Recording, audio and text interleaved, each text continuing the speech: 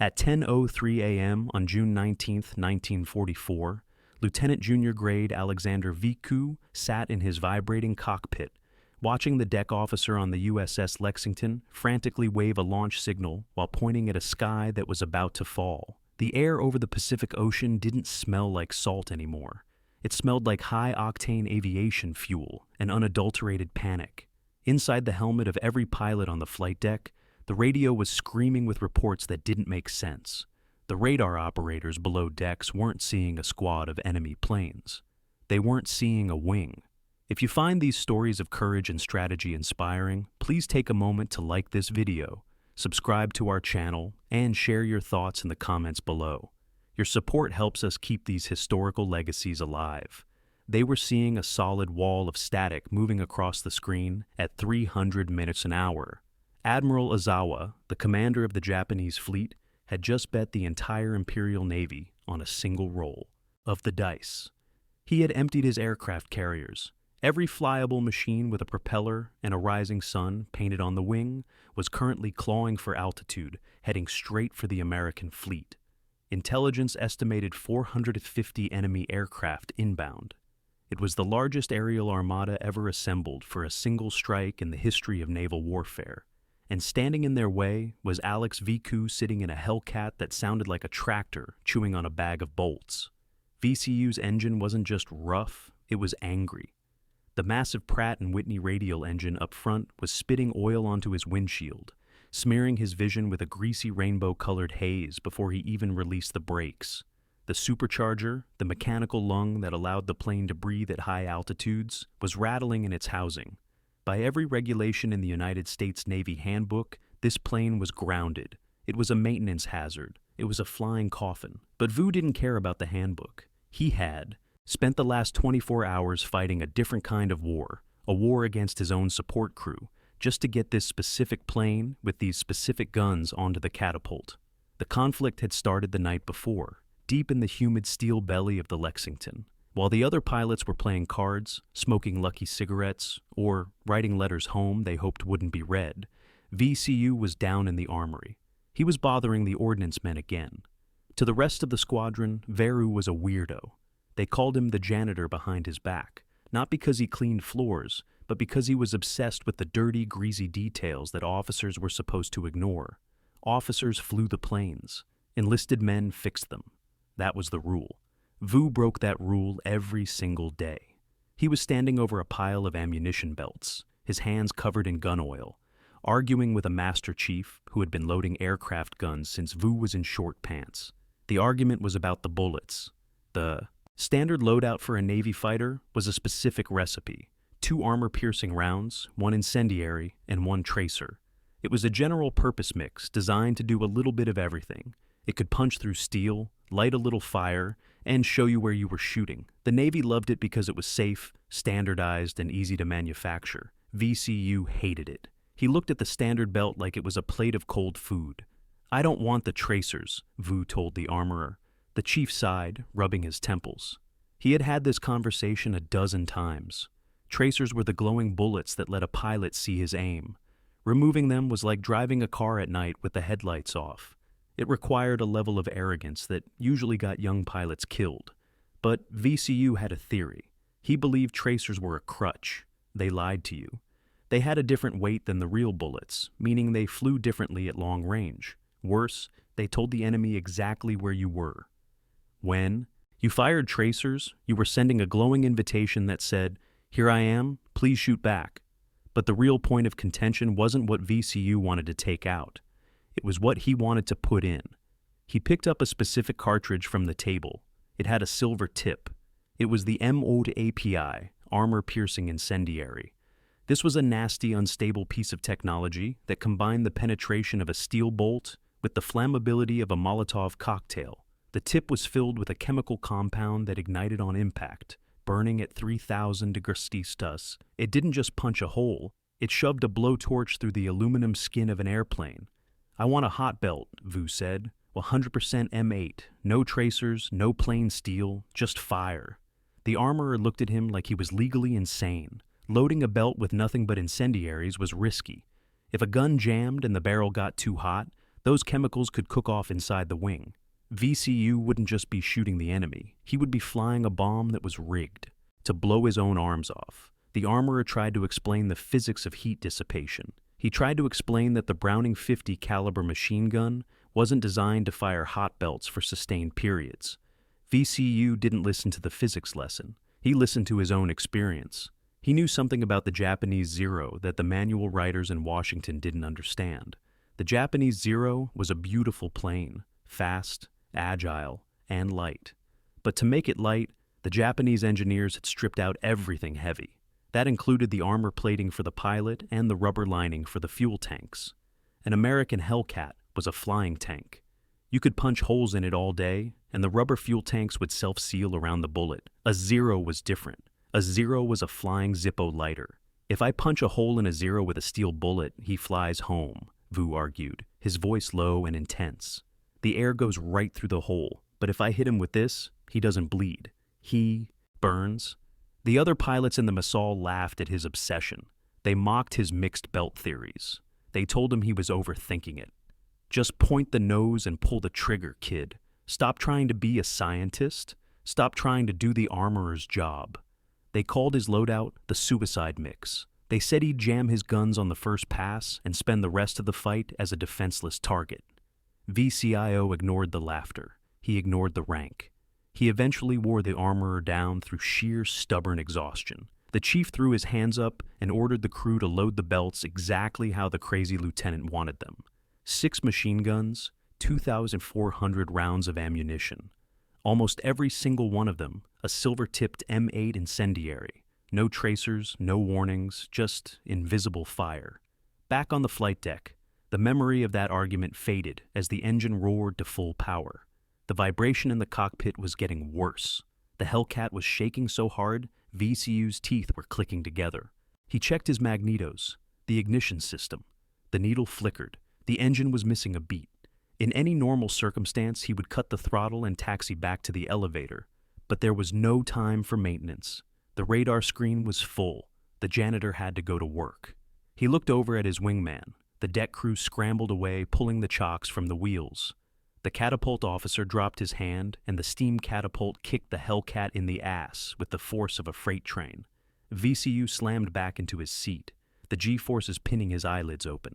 The plane screamed down the short deck, dipping dangerously low toward the water as it left the edge. The heavy load of fuel and ammunition, fighting against gravity. For a split second, it looked like the heavy vibrating plane was going to splash into the Pacific. Then the big propeller bit into the humid air, and the Hellcat clawed its way up. He climbed hard. He needed altitude. Altitude was money in the bank. You could spend it to get speed, but you couldn't buy it back when you were in trouble. As he broke through the cloud layer at 15,000 FT, the oil smear on his windshield got worse. He had to hunch forward, squinting through a small, clean patch of glass on the side panel just to see the horizon. He checked his gun switches. He charged the weapons. He could feel the heavy belts of M8 ammunition coiled inside the wings like sleeping snakes. The radio crackled. It was the fighter direction officer, the voice of God from the carrier. Vector 270, Angels 20. Many bogeys, repeat, many bogeys. Very benonked. The plane left the vibration rattling his bones. He was alone or near enough to it. The squadron had gotten scattered in the scramble. He was flying a broken plane with a suicide ammo load against the largest air raid of the war. Below him, the ocean was blue and calm. Above him, the sky was empty, but miles away, a swarm of black dots was materializing out of the haze. They looked like a cloud of gnats growing larger with every heartbeat. It wasn't 10 planes. It wasn't 20. It was a formation of 50 Japanese dive bombers escorted by the legendary Zero fighters. The experts had told him his ammo was dangerous. The cool kids had laughed at his mixed belts. Now Alexander VQ was about to find out who was right. He pushed the throttle past the stop into emergency war power. The engine screamed in protest. He patted the dashboard. "Don't die on me yet," he whispered. "We've got work to do." VCU stared through the greasy glass of his canopy. What he was looking at didn't make sense. It wasn't a formation. It was a migration. The Japanese planes were stacked in layers, a massive tiered wedding cake of aluminum and death. At the bottom were the torpedo bombers hugging the waves. In the middle were the Judies, the dive bombers, flying in a loose, sloppy formation that told Vu everything he needed to know about the pilots inside them. They were green. They were rookies. And buzzing around the top like angry wasps were the Zeros, the feared escort fighters that had terrorized the Pacific for 2 years. There were at least 50 of them in this single cluster, 50 enemy aircraft, 1 broken American Hellcat. The math was so bad it was almost funny. VC reached up with a rag and wiped a fresh smear of oil from the inside of his windscreen. His engine was still throwing a tantrum, vibrating with a heavy metallic sound that shook the control stick in his hand. A sane pilot would have turned around. A sane pilot would have looked at that wall of enemy steel, checked his sputtering engine, and decided that surviving to fight another day was the better part of valor. But Alexander Vitsu wasn't trying to be valiant. He was trying to be efficient. He looked at that sloppy formation and didn't see a threat. He saw a target-rich environment. He saw a buffet. The Japanese pilots were flying straight and level, droning toward the American fleet like they were on a Sunday drive. They were relying on their numbers for safety. They assumed that no single American fighter would be stupid enough to dive into a swarm of 50 planes. They were wrong. VCU pulled the stick back and climbed. He needed the sun. In aerial combat, the sun is the only camouflage that matters. If you put the sun behind you, you become a ghost. The glare blinds the enemy gunners, hiding your silhouette in a wash of blinding white light. He clawed his way up to 24,000 FT, the supercharger rattling in his ears until he was perched high above the Japanese formation. He felt like a hawk sitting on a telephone pole, looking down at a yard full of chickens. He picked his first target. It was a Judy dive bomber, drifting slightly off the left wing of the formation. The pilot was probably a kid, maybe 18 or 19, struggling to keep his position in the turbulence.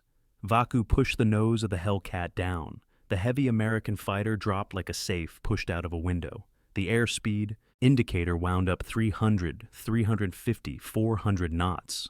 The vibration in the airframe smoothed out, replaced by the high-pitched scream of the wind tearing over the wings. This was the moment of truth, not for VCU, but for his ammunition, the armorer had warned him. The experts had laughed. They said the M8 incendiary rounds were too light, that they would tumble, that they wouldn't penetrate. If they were right, Vu was about to bounce a bunch of sparks off the enemy's wing and then get chewed up by 50 angry tail gunners. If he was right, something else was about to happen. He closed the distance, 2,000 YED, 1,000 YED. He didn't fire. Most rookies panic and start spraying lead from half a mile away, hitting nothing but sky. Vio waited. He had to be sure. He needed to be close enough to see the rivets on the enemy plane. At 600 YD, the Judy filled his gun sight. He could see the pilot's head in the cockpit. Veru squeezed the trigger. He didn't hold it down. He tapped it. A short, controlled burst of fire, lasting less than a second. The result was immediate and terrifying. The standard .50 caliber loadout usually poked holes in a plain trailing gray smoke as the enemy leaked fuel or coolant. But VCU's janitor load didn't poke holes. It struck the Judy's wing root right where the fuel tanks lived. The M8 round slammed through the aluminum skin and ignited instantly on impact. There was no smoke. There was no leak. There was just a sudden violent eruption of orange fire. The Judy didn't fall. It dissolved. 1 second it was an airplane. The next, it was a fireball tumbling in Dover, end toward the ocean. The explosion was so bright could see the reflection of the flames on his own instrument panel. The experts were wrong. The armorer was wrong. The mates weren't unstable junk. They were magic. They turned the Hellcat's guns into flamethrowers. VCU didn't pause to admire his work. Speed was life. He used the momentum of his dive to zoom back up, trading his speed for altitude, shooting back up into the sun before the Japanese gunners could figure out where the lightning had struck. He looked back. The formation was rippling. The Japanese pilots had seen their wingman explode, but they couldn't see the shooter. They were twisting their heads, looking for a squadron, looking for a wolf pack. They didn't realize it was just one guy with a leaking engine and a bad attitude. He rolled over and dove again. Target number 2. Another Judy dive bomber. This one flying tight in the center of the pack. This was a harder shot. If Raku missed, he would overshoot and fly right into the sights of the Zeros. He lined up the shot ignoring the vibration, ignoring the oil smear. He trusted the tools. He trusted the belt. He came in from the high side, screeching down at 400 MPH. The rear gunner on the duty saw him this time. A stream of little 7.7mm bullets zipped past VCU's canopy, looking like angry fireflies. VCU didn't flinch. He waited until the Japanese plane filled the glass. Another short burst, maybe 70 rounds total. The incendiary bullets walked across the Judy's fuselage like a chainsaw. They hit the engine block. The magnesium in the M8 tips ignited the oil. The front of the Japanese bomber vanished in a sheet of white-hot flame. The propeller flew off, spinning away into the blue sky like a discarded toy. The bomber pitched up violently, then rolled over and fell, trailing a thick ribbon of black smoke that marked Vu's path like a signature in the sky. 2 down, less than 2 minutes elapsed. VCU pulled up again, his engine groaning under the strain. He checked his ammo counters. He had barely touched his reserves. He had destroyed 2 aircraft and spent less ammunition than most pilots used to check their sights. The janitor was cleaning house, but now the element of surprise was gone. The hive was awake. The zeros at the top of the stack rolled over, and Dove trying to intercept the invisible attacker. They knew he was up there in the sun. They were scanning the glare, waiting for the shadow to drop again. Vu saw them coming. He saw the distinctive square wingtips of the Mitsubishi fighters. These weren't the clumsy dive bombers. These were the killers. They were nimble, fast, and angry. And they were making a mistake. Very watched them turn. He analyzed their movement. They were sloppy. They turned too wide. They broke formation too easily. These weren't the samurai veterans who had attacked Pearl Harbor. Those men were dead, buried in the coral of Midway and Guadalcanal. These were the replacements. They were kids with barely enough flight hours to land their planes, let alone fight a veteran ace in a Hellcat. They were turning to engage him, exposing their bellies as they banked. They were offering him a shot. It was a fatal error. They were treating this like a duel, assuming the American would play by the rules of dogfighting, turn, twist, and dance. But Reku wasn't interested in dancing. He was interested in execution. He spotted a Zero that had separated from the group, trying to cut off Reku's escape route.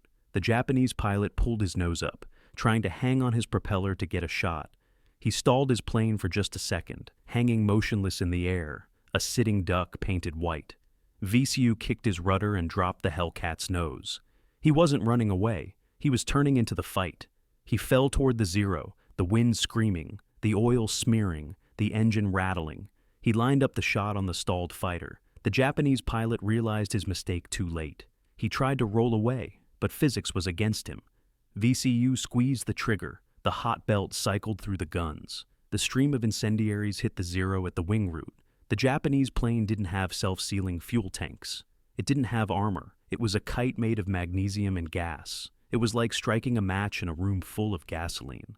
The Zero disintegrated. It didn't even look like a plane anymore. It looked like a firework. Pieces of burning aluminum fluttered down toward the ocean, joining the wreckage of the 2 bombers. 3 kills, 3 minutes, and Vu was just getting warmed up. But as he pulled out of his dive, the G-forces crushing him into his seat, he saw the shadow fall over his cockpit. He looked up. The rest of the Zeros weren't watching anymore. They were diving, a dozen of them. They were coming down on him like an avalanche of steel. He was alone, low on energy, and his engine was shaking so hard the instrument panel was blurry. The turkey shoot was over. The brawl was about to begin. Vu didn't panic. Panic is a luxury for people who have altitude to spare. And VCU was burning his altitude like cash in a casino. He had a dozen Zeros diving on his tail, hungry for revenge, and a wall of 50 Japanese bombers ahead of him, still trying to reach the American fleet. Most pilots in this situation would trigger the fight-or-flight response. They would either turn and dogfight the Zeros, which was suicide, or dive for the deck and run for home, which was cowardice. VCU chose a third option. He chose geometry. He knew something about the Hellcat that the Japanese didn't. The F-6F was heavy. It weighed as much as a loaded dump truck compared to the balsa wood construction of the Zero. In a climb, that weight was a penalty. But in a dive, that weight was pure kinetic energy. Vacu slammed the stick forward. The Hellcat didn't just drop. It fell out of the sky like an anvil. The speedometer needle whipped past 400 knots, the airframe groaning under the stress. The Zeros tried to follow, but their lightweight airframes started to flutter and shake at those speeds. They couldn't keep up with the falling brick. Vaku pulled out of the dive violently, the G-forces draining the blood from his head, gray spots dancing in his vision. He used that massive speed to hook underneath the Japanese bomber formation. It was a brilliant predatory move. By positioning himself directly below the enemy bombers, he used their own planes as a shield. The Zeros couldn't shoot at him without risking hitting their own Judy dive bombers. He had turned their numbers against them. He was now the fox in the henhouse, and the farmer couldn't shoot for fear of killing the chickens. Target number 4 was right above him, another Judy belly exposed, trudging along at 200 knots. VCU pulled the nose up. He was coming from the blind spot, the belly side, where no gunner could see him. The vibration in his engine was getting worse, a rhythmic hammering that threatened to shake the instrument panel loose. He had to time his trigger pulls between the shutters of the aircraft. He waited. He closed the distance, 300 yards, 200 YD. He tapped the trigger. The janitor's load did its work. The M8 incendiary rounds slammed into the Judy's belly fuel tank. It wasn't a slow burn. It was instantaneous. The fuel vapor inside the empty space of the tank ignited with the force of a bomb. The entire center section of the Japanese bomber blew outward. VCU had to wrench his stick to the left to avoid the shower of burning aluminum rain that cascaded down. He didn't even watch it hit the water. He was already looking for the next one. The Japanese formation was beginning to panic. They were breaking discipline. The pilots were looking down, seeing the fireballs, seeing the smoke, but unable to see the ghost that was killing them from below. They started to weave, ruining their defensive overlapping fire. They were making it easier for him. Kill number 5 was a test of nerve. The pilot of the next Judy saw VCU coming. This veteran didn't panic. He banked hard trying to spoil VCU's aim.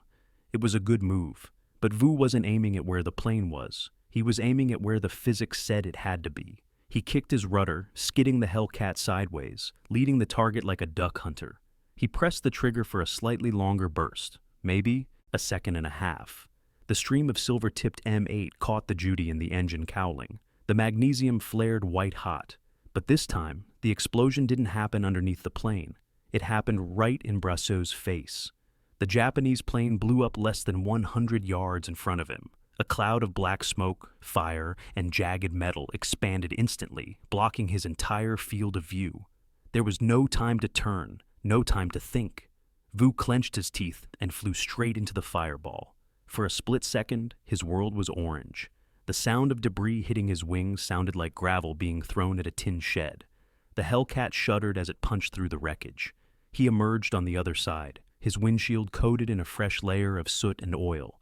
He checked his wings. They were dented. The paint scorched, but they were still attached. The engine was still coughing, still spitting, but still turning. The janitor was still on the clock, 5 down.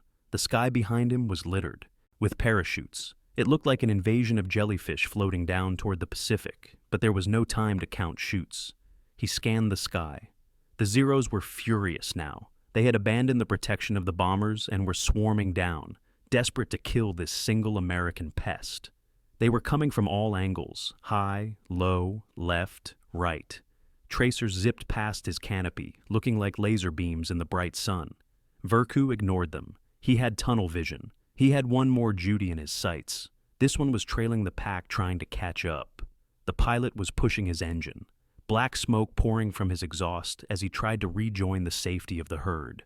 VCU cut the corner. He pushed his throttle through the gate, ignoring the engine temperature gauge that was pegged in the red. The Pratt & Whitney engine screamed, eating gallons of fuel per minute, dragging the battered fighter closer to its prey. He closed to point-blank range, 100-yard, 50 YD. He was so close he could see the rivets on the Judy's tail. He could see the rear gunner frantically trying to unjam his machine gun. VCU didn't feel sorry for him. This was war. It was math. It was him or the fleet. He squeezed the trigger one last time. The guns roared for a fraction of a second, and then click. The guns didn't jam. He hadn't run dry. He had simply stopped firing because the target ceased to exist. The M8 rounds saw the tail completely off the Japanese bomber. The plane snapped in half in midair. The front half tumbled forward, the rear half spun away, and the pilot was ejected into the slipstream. 6 kills in 8 minutes. VCU checked his watch. He checked his ammo counters. He had fired approximately 360 rounds of ammunition. That was 60 bullets per airplane. The experts said you needed 1,000 rounds to kill a bomber. The experts said you needed tracers to aim. VCU had just proven that all you needed was a dirty windshield, a bad attitude, and a belt full of fire. But the fight wasn't over. The silence in the cockpit was broken by a new sound, the sound of flak.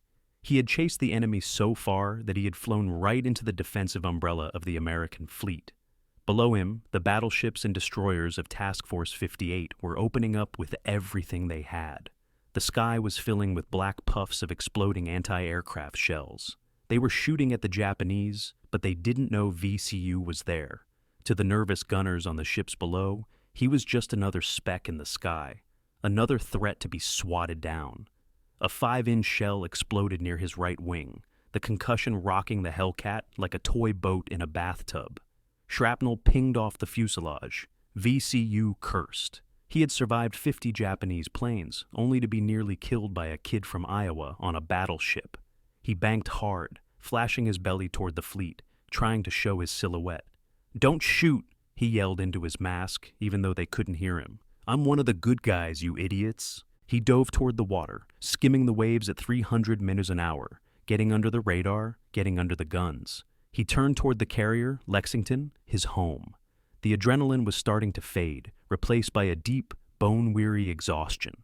His hands were shaking on the stick. His flight suit was soaked in sweat. The smell of cordite and fear was thick in the cockpit. He keyed his radio. "Lexington, this is VCU. Coming home. Prepare the deck." The voice of the controller came back sounding stunned. They had been watching the radar. They had seen the blips disappear one by one. "Copy that, VCU. The deck is yours. What is your status?"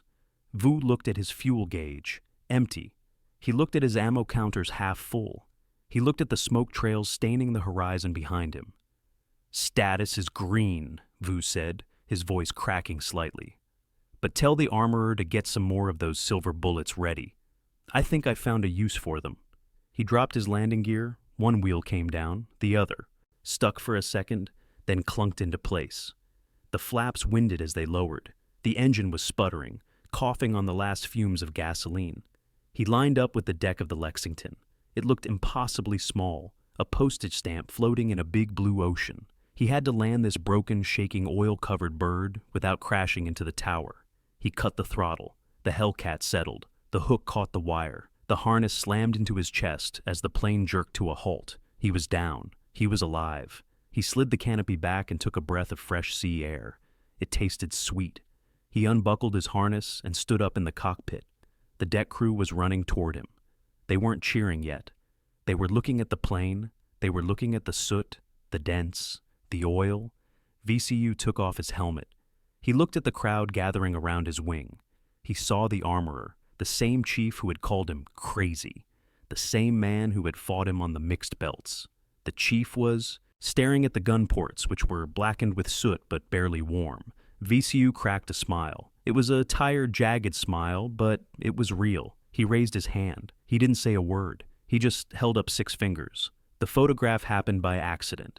A Navy photographer's mate, probably just looking for a clear shot of the superstructure, saw the commotion near the rail. He saw a pilot standing on the wing of a battered Hellcat, surrounded by sweating, cheering mechanics. The pilot looked exhausted. His face was smeared with oil. His flight suit was drenched in sweat, and his eyes had that thousand-y stare that you only get after staring death in the face for 4 hours. The photographer raised his camera. "Hey, Alex!" someone shouted. Vrasu looked up. He didn't salute. He didn't pose. He just grinned. A wide, feral, adrenaline-soaked grin, and held up 6 fingers.